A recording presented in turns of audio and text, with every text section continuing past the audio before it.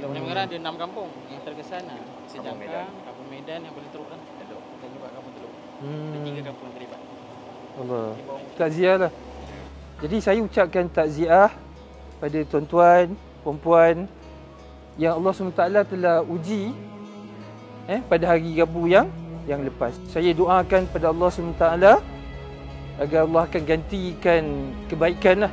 Segala kebaikan asbab daripada kesabaran tuan-tuan dan puan-puan akibat daripada ujian yang Allah SWT turunkan ini.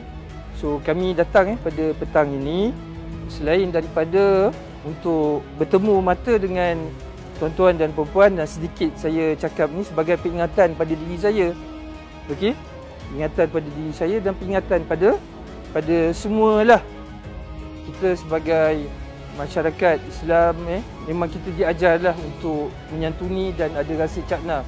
Bila setiap kali ada rakan-rakan kita diuji, kita akan mesti ada sifat rasa cakna tersebut.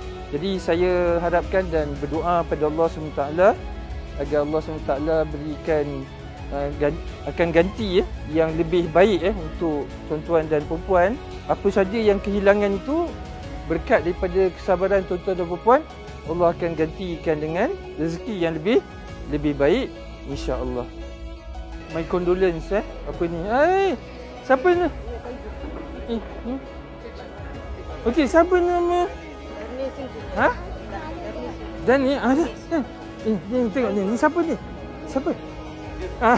Okey. Yang maklumat Tuk Sri Anwar Ibrahim pesan pada saya dan rakan-rakan jemaah menteri yang untuk turun padang bertemu dengan rakyat yang diuji oleh Allah Subhanahu Wa Taala.